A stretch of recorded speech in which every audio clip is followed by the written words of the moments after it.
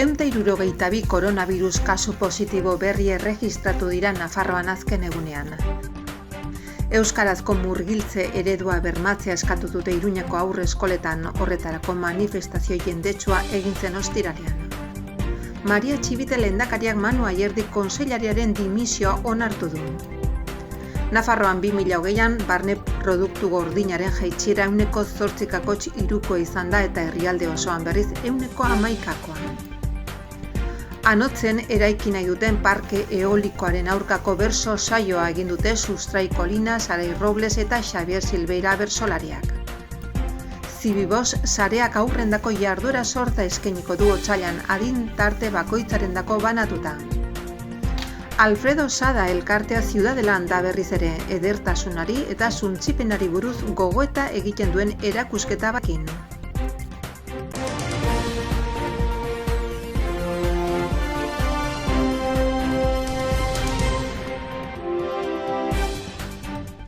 Igandean 2.983 PCR eta antigeno froga egin dira Nafarroan zehar, hauetarik 162 lagunek positibo eman dute. Ondorioz, positiboen tasa une honetan 5,4 dago. Azken eguneko datuen arabera, Iruñ herrian agertu dira kutsatze gehienak, bigarren zabalgunean Donibane auzoan, Aldezarrean, Azpilagaina eta Barainainen. Asteburuan baek eta masiboak egin dira Maineru eta Bera herrian, 3 eta 1 positibo azaleratu dira urren ez urren. Eskubide sozialetako departamentuak jakinarazi du adinekoen zentroetan kasu positiboen kopurua gutxitzen hasi dela. Ez da agerraldi berririk detektatu eta aurreikusitako txertaketa egutegiari eutsi zaio. Hala, zentroetako bisita eta irtera erregimena malgutzeko neurriak aztertzen ari dira. Azkenik aipatu ere Nafarroko sare publiko eta itunduetako haur eta lehen hezkuntzako 327 ikasle konfinatu dituztela azken 24 ordutan. Gaur egun ikasle isolatuak 1.909 dira Nafarroan, hau da, 2 zikloetako ikasle guztien 3,08.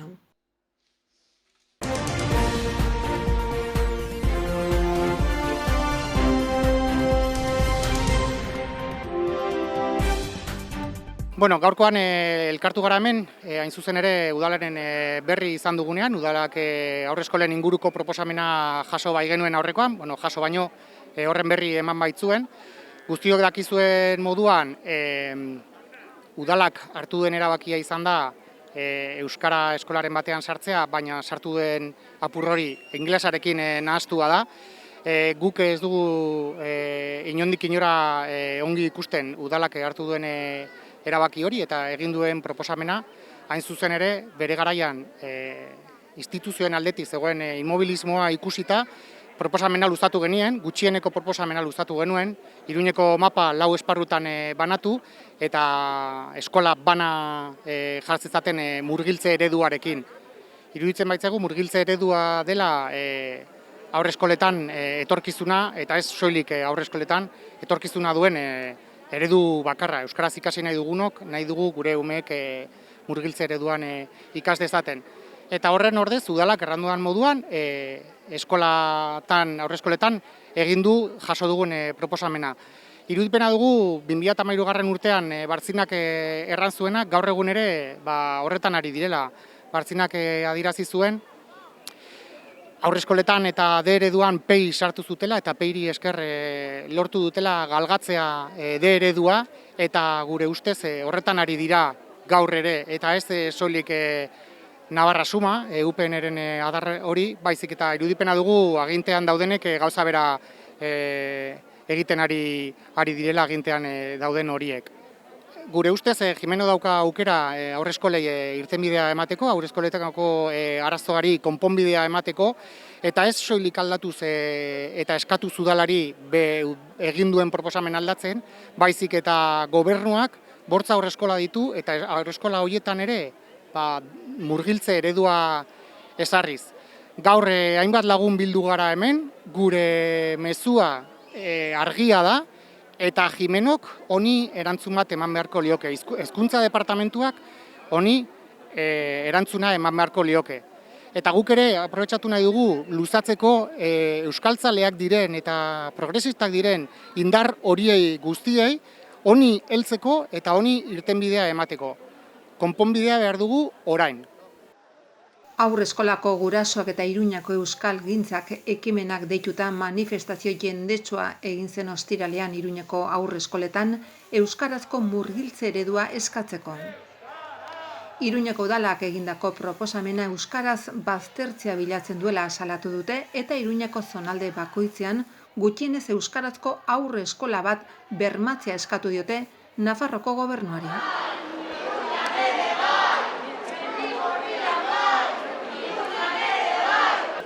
Ez dute gertutasun printzipioa kontuan hartu. Ez dute inolako argudio pedagogikorik eskaini. Ez dituzte espazio banaketak aztertu. Ez dituzte hezitzaile eta familien eskaerak aintzat hartu.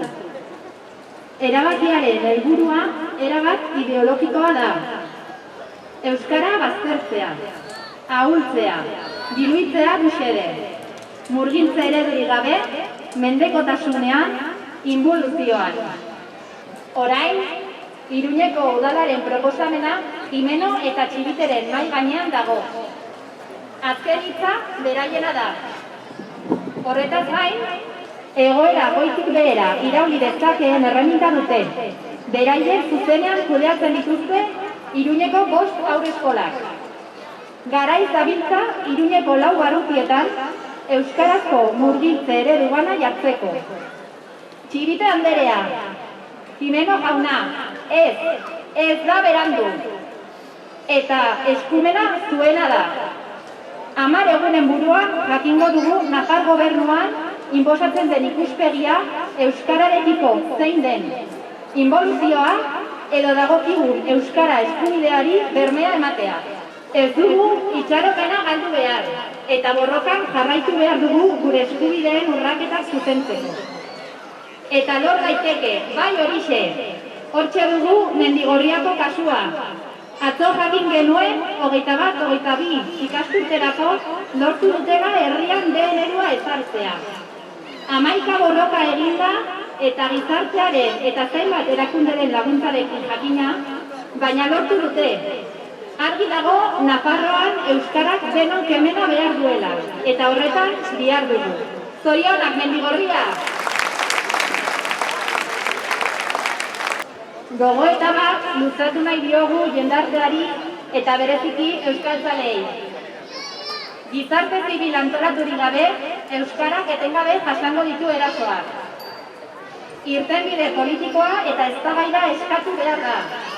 Bai, baina zuetako bakoitzak neurri handi batean badu ahalduntzeko eta eragitzeko aukera ere.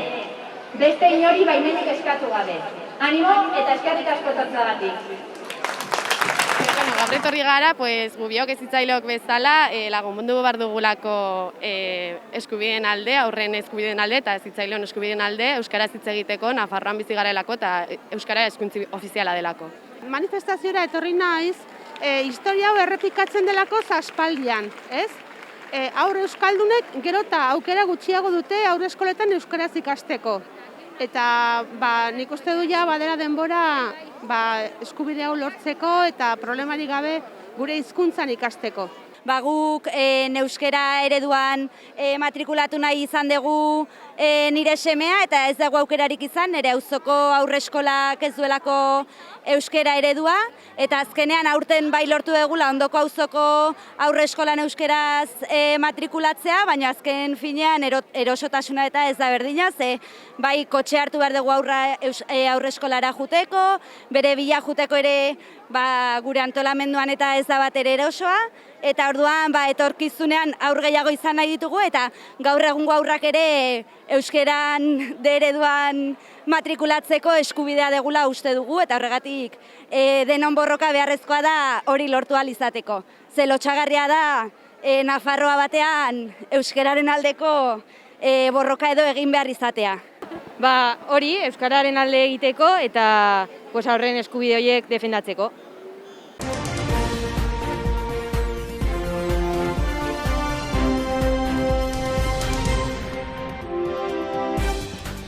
ostiralean hilako 22, Maria Txibite Nafarroko lehendakariak Manu Ayerdi garapen ekonomiko eta enpresarialeko kontseilariaren dimisioa onartu egin du.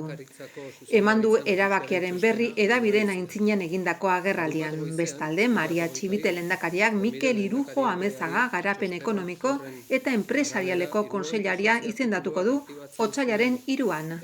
Aldez aurretik araudiaren arabera egun horretan egingo den gobernu bilkuran Mikel Irujok kanpo ekintzarako zuzendari nagusia izateari utzi behar dio. Eguna hilaren 21eko autoaren jakinarazpen frogagarria ez da eman.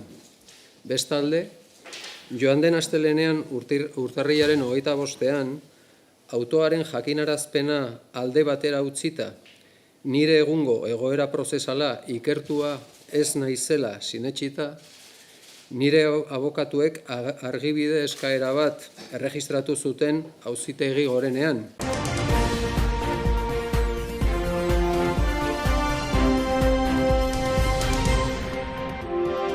Como ustedes saben, la cifra que hoy se presenta es una estimación preliminar de la actividad económica generada. Nafarroko barne produktu gordinak 8,8 egin du behera 2020an. Nafarroko Estadistika Institutoaren azken datuen arabera.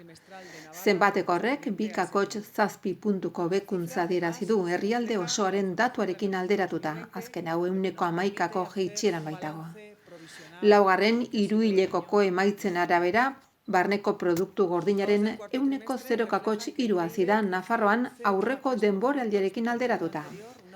Aurrerapen horri eutsi egin zaio neurri handi batean koronavirusaren pandemiak sortutako virusari eusteko neurri zorrotzeke eraginda. Hazkundearen moteltze hori urtetik urterako aldaketaren ikus daiteke ekitaldia 5,9 arrailarekin itxi baita, 2019arekin alderatuta aurreko hiruhilekoan izandakoaren antzera. Barneko produktu gordinaren urteko jaitsiera foru exekutiboak abuztuan aurreikusitako jaitsiera baino txikiagoa da. Orduan pentsatzen zen jarduera 9% eta 10,2 artean jaitsiko zela 2020an. Modu berean, Nafarroko datua kanpoko beste erakunde batzuek aurreratutakoa baino apalagoa da baita ere. Sektorei erreparatuta industria jarduera apiriletik ona berreskuratzen joan da nahiko erritmo onargarrian eta urtearen azken zatiko produkzioa koronavirusaren aurreko mailara hurbildu da. Urrian eta azaroan nolabaiteko geldialdia gertatu arren. Klima industrialaren adierazlea ahuldu eginda azken hilabetetan, baina sektorearentzako aukerak aldekoak dira eta jarduera pixkanaka normaltasunera itzuriko dela aurreikusten da. Halere, zerbitzuen sektorea asko baldintzatzen du pandemiaren bilakaerak. Urrian, euste neurriak gogortzearekin jarduera nabarmen jaitsi zen hurrengo hilabetean, partzialgi berreskuratu zen arren. Dena den, pandemiaren aurreko maila lortzetik urrun dago oraindik. Ildo horretan ekonomia eta ogasuneko kontseilaria den Elma Sainzek uste du, abenduko laguntzek laizter aterako den 10 milioira bitarteko paketearekin batera, eta sektoreari zerga eta finantza aldetik etengabe laguntzeak jarduera mugatzetik eratorritako ondorioak arintzen lagun dezaketela. Eskariaren bilakaerari dagokionean, txikizkako merkataritza eta turismoen matrikulazioak bezalako konsumo pribatoren zenbait adierazlek indarra galdu dute urteko azken hilabetetan, eta konsumitzailek konfiantza oso gutxi dute segidako kutsatze olatuen aurrean. Hala ere, Nafarroko gobernuak uste du baldin eta osasun egoera hobetzen bada, kontsumoak gora egingo duela, azken urtean izandako eskariaren eta aurreztearen ondorioz.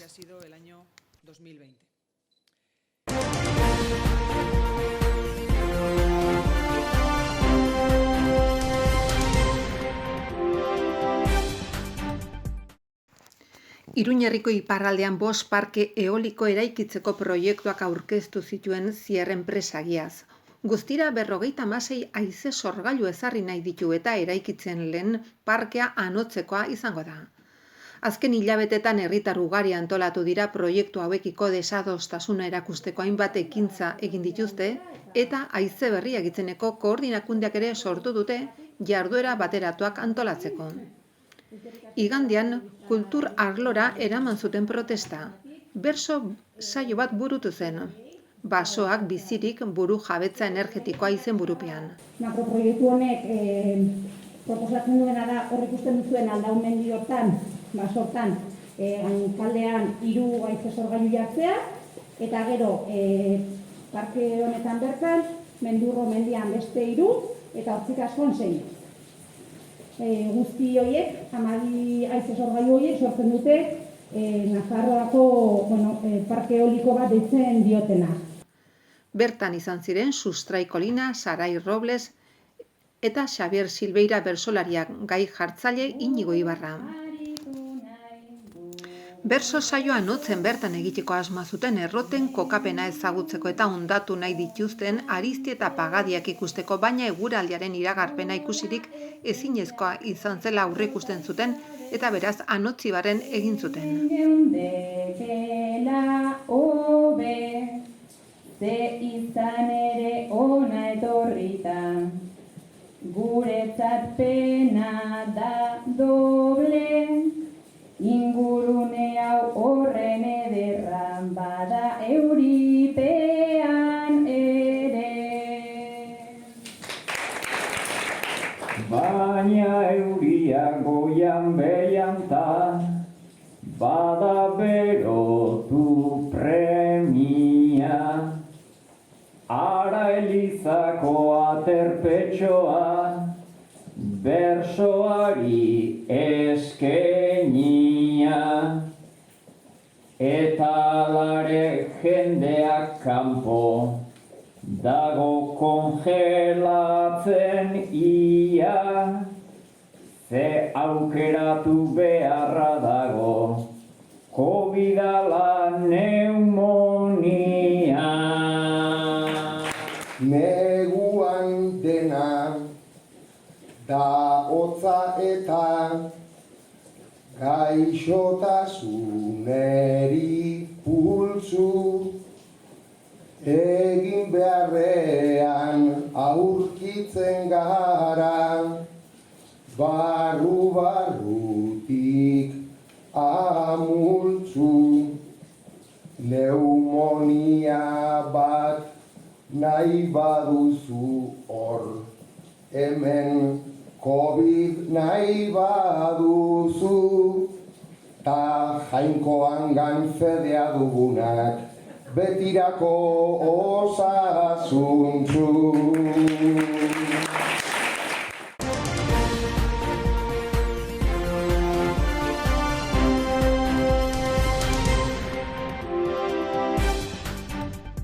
Zibibo sarearen jarduera proposamenak aurrendako jarduera sorta bat eskaintzen du otsailerako, besteak beste musikari buruzko antzeslan bat eta punto de vista zinema jaialdiarekin lotutako lantegiak. Astero sareko zentroetan adin tartearen araberako jarduera zehatzak proposatuko dira. Hau da, niniendako proposamenetatik eta 11 urte bitarteko aurrei zuzendutako sormen lantegiak. Edukiera kontrola mantentzeko aldez aurretik izena eman behar da jarduera guztietan eta hori egin daiteke 010 herritarrendako informazio telefonoaren bidez. iruñakulturada.es webgunean zein aurrez aurre edozein Zibibo zentroetan. Otsaiak El viaje de Ludwig haur eta familiei zuzendutako antzeslana ekarriko du Zibibo sarera. Pamplona akzion musikal ekimenaren eskutik Irene de Juan piano jotzaileak gidatutako kontzertu abentura horrek kontatuko digu bizitzen ari den sormen krisirako konponbide baten bila ari den gaztearen istorioa. Bilaketa horrek bidai bat abiatzera eramanen du eta bertan bere bizitzan funtseskoak diren alderdiekin eginen du topo. Hoiek musikaren bidez helaraziko dizkie hoiek publikoari. Emanaldia Kondestablen izanen da otsailaren 27 larunbatarekin eta doan izanen da aldez aurretik izen eman da. Punto de vista Nafarroko zinema dokumentaleko nazioarteko jaialdia familiendako lantegien proposamena ekarriko du Zibibo sarera hilabete honetan hilaren 27an Kondestablen. 7 eta 12 urte bitarteko aurrei zuzendutako lantegiak dira. Zeinetan jolasaren bidez, saiatuko baitira publiko ezberdinekin solastatzeko eta elkar trukerako espazio bat zabaltzen. Ikus-entzunezkoei buruzko sensibilizazioa eta baloratzea helburu. 4 euroko prezioa du eta gainerako jardueretarako bezala izena eman behar da aldez aurretik. Otsailean ninientzako lantegiak izanen dira berriz Zibibos sarean, oin txiki zikinak esku txiki margotzaileak proposamenarekin 12 eta 18 urte bitarteko haurtxoendako jarduera da, helburua duena ninien zentzumena piztea, behatzeko gaitasuna esnaratzea eta jakin mina sustatzea. Larunbatetan izanen da Mendillorriko zentroan 11etatik aintzinera eta izen emateak 4 euro balio du. 4 eta 6 urte bitarteko aurrek aukera izanen dute larunbatero 11etatik 12 bitartean Mendillorriko Zibiboxan jolasaren eta artearen bidez familian minimunduak nola sor daitezken irakatsiko dien lantegi batekin gozatzeko jolasa eta artea ardatz hartuta. Jarduera plastikontan aurrek eszenatoki txikiak sortuko dituzte eta hoietan jolasteko eta historia sortzeko aukera izanen dute, irudimena eta sormena sustatuz.